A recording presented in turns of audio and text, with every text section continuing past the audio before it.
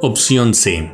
Romero no solo comete una falacia de petición de principio razonando de la forma en cómo lo ha hecho, sino que su argumento por dilema comete un error categórico.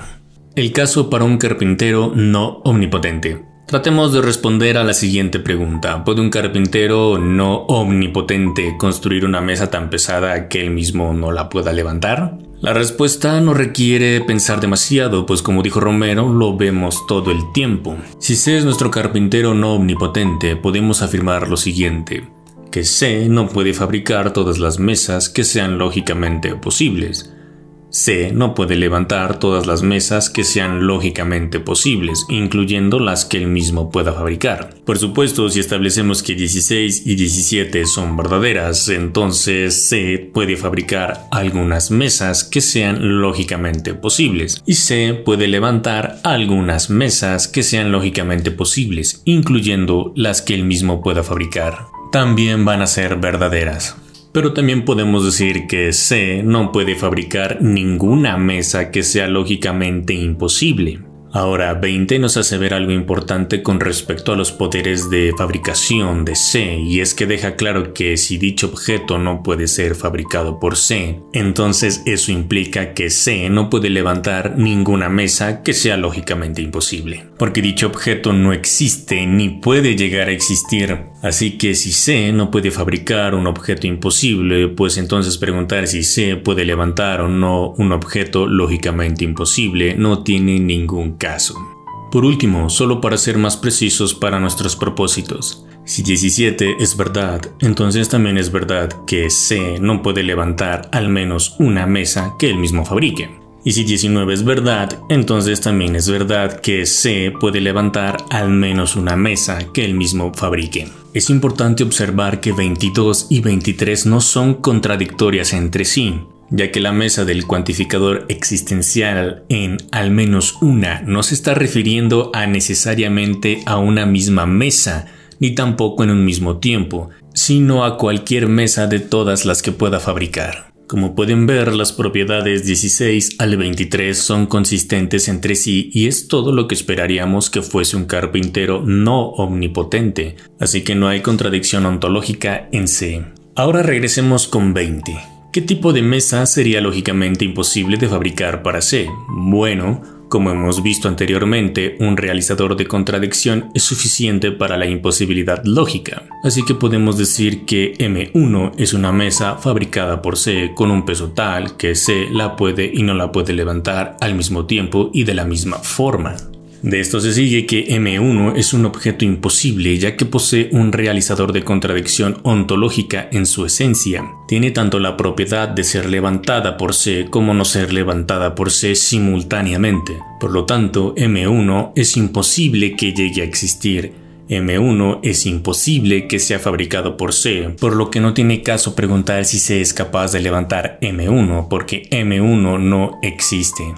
El caso para un carpintero omnipotente. Ahora es el turno de analizar las propiedades que esperaríamos que tuviera un carpintero omnipotente. Por una primera e intuitiva definición de omnipotencia, tal como explica Romero en D1, acerca de G podemos afirmar lo siguiente: G puede fabricar todas las mesas que sean lógicamente posibles. También G puede levantar todas las mesas lógicamente posibles, no solo las que él mismo pueda fabricar. Ahora, existen unas reglas de inferencia para la verdad de las proposiciones que se basa en la relación veritativa de los juicios relacionados en el cuadro de oposición, que nos dice que si un universal afirmativo es verdadero, entonces su particular afirmativo también es verdadero. Y dado que hemos establecido que 25 y 26 son verdad para G, entonces las afirmaciones G puede fabricar algunas mesas que sean lógicamente posibles y G puede levantar algunas mesas lógicamente posibles,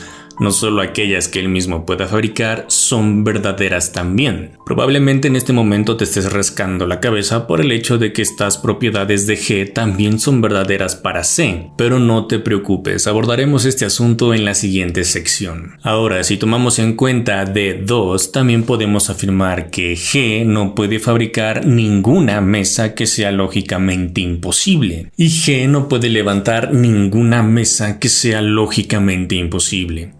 Por último, solo por precisión que ocuparemos en la siguiente sección, de 25 y 26 también podemos afirmar que G puede levantar cualquier mesa que él mismo fabrique. Y de 25 y 28 podemos afirmar también que G puede levantar al menos una mesa que él mismo fabrique. Como puedes observar, las propiedades 25 a la 32 son consistentes entre sí y es todo lo que podríamos esperar que fuese un carpintero omnipotente. Así que no hay contradicción ontológica en G. Ahora regresemos con 29. ¿Qué tipo de mesa caería en esa categoría que sería imposible de fabricar para G? Bueno, tal vez algo como M2 es una mesa fabricada por G con un peso tal que G la puede y no la puede levantar al mismo tiempo y de la misma forma. Al igual que M1, M2 es ontológicamente contradictoria y, por lo tanto, imposible de existir. Ni siquiera un carpintero omnipotente podría fabricarla. Y esto es consistente con D2. Cuadro comparativo de C y G.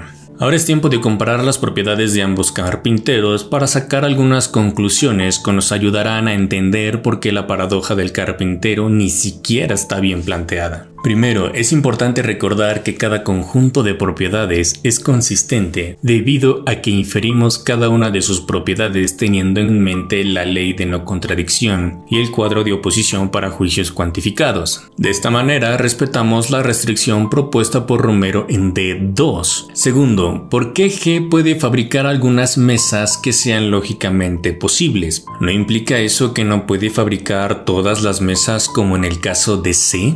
La respuesta es no, porque recuerda, inferimos estas propiedades teniendo en mente la ley de no contradicción y el cuadro de oposición para juicios cuantificados. Y porque primero establecimos la verdad de 25 y 26 para G, por lo tanto 27 y 28 también son verdad por una cuestión de cantidad.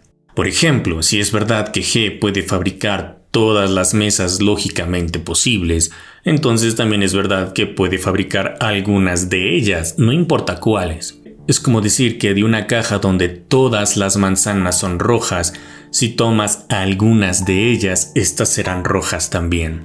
¿Qué pasa con C? Bueno, dado que establecimos que 16 y 17 son verdad, entonces 25 y 26 no pueden ser verdad para él, porque sería caer en una contradicción. Igualmente, las negaciones C no puede fabricar ninguna mesa lógicamente posible y C no puede levantar ninguna mesa lógicamente posible tampoco pueden ser verdad por la ley de no contradicción.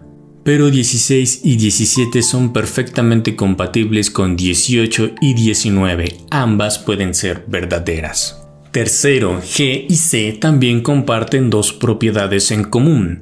Ninguno de los dos puede fabricar un objeto que sea lógicamente imposible y, por lo tanto, tampoco pueden levantar un objeto lógicamente imposible porque ese objeto es imposible que exista. Y aún así, G es más grandioso que C porque las propiedades 25 y 26 son más grandiosas que 16 y 17, algo que Romero nunca llega a mencionar. Ahora veamos los errores cruciales que Romero comete en su argumentación. Pero para ello tendremos que formular el argumento de Romero con premisas y conclusión. Premisa 1. Un ser omnipotente haría las mismas cosas y algunas más que un ser no omnipotente. Premisa 2. Ya sea que un carpintero no omnipotente C puede construir una mesa imposible de levantar o no puede. Premisa 3. No es el caso que C no pueda construir una mesa imposible de levantar. Premisa 4, por lo tanto, C sí puede construir una mesa imposible de levantar. Premisa 5, ya sea que un carpintero omnipotente G puede construir una mesa imposible de levantar o no puede. Premisa 6, es el caso que G puede construir la mesa y no la puede levantar. Premisa 7, es el caso que G no puede construir la mesa. Por lo tanto, sea 6 o 7 el caso, G no es omnipotente. Analicemos pues el argumento. Las premisas 2, 3 y 4 son indiscutiblemente verdaderas. No hay nada que objetar aquí. De 1 diré que también es verdadera solo en este contexto de los carpinteros, donde uno no es omnipotente y el otro sí lo es. Porque si vemos el cuadro comparativo de las propiedades de C y G, verán que este cumple perfectamente la condición de 1 postulado por Romero. Cosas que ambos seres no pueden hacer: fabricar y levantar objetos imposibles. Cosas que ambos pueden hacer: fabricar y levantar algunas mesas lógicamente posibles. Cosas que G puede hacer y que C no puede: fabricar y levantar todas las mesas lógicamente posibles. Como pueden ver, nuestro cuadro comparativo de las propiedades de C y G cumple perfectamente con la condición expresada en 1. La premisa 5 es controversial porque, aunque gramaticalmente es correcta, lógicamente no lo es. Pero por el momento dejemos esto de lado y concedamos que 5 es verdadera. Aquí el verdadero problema comienza con 6. Esta premisa se puede entender mejor si la expresamos de la siguiente manera: 6 estrella. G puede fabricar cualquier mesa lógicamente posible y hay al menos una de ellas que no puede levantar. Pero 6 estrella es falsa porque mientras que el primer conjunto es verdadero, el segundo es falso. Porque la afirmación de que hay al menos una mesa lógicamente posible que no se puede levantar no es verdadera para G, sino para C. Así que aquí Romero ha cometido un error categórico porque la propiedad de no poder levantar al menos una mesa lógicamente posible no le pertenece a un ser omnipotente, sino al ser no omnipotente. Peor todavía, Romero aquí comete una falacia de petición de principio, porque lo que él tiene que demostrar es que G no es omnipotente. Esa debe ser su conclusión, pero en esta primera premisa del dilema, él ya ha asumido que G no es omnipotente, al sustituirle una propiedad de un ser omnipotente por la de uno no omnipotente sin razón alguna. ¿Qué ocurre con 7? El mismo problema que con 6, porque lo que Romero quiere decir con 7 es lo siguiente: 7 estrella, G puede fabricar cualquier mesa lógicamente posible, pero hay al menos una de ellas que no puede fabricar. Al igual que con 6 estrella, el primer conjunto es verdadero, pero el segundo es falso, porque de nuevo la afirmación de que hay al menos una mesa lógicamente posible que no se puede fabricar no es verdadera para G, sino para C. Aquí de nuevo Romero comete un error categórico. La única diferencia de que Romero postule este cuerno del dilema es que la opción de G de no poder fabricar una mesa lógicamente posible se deriva de 6 si el teísta decide no elegirla. Pero como ya hemos visto que 6 es falsa, entonces no hay ninguna razón para aceptar 7 aunque fuese verdadera, pero no lo es.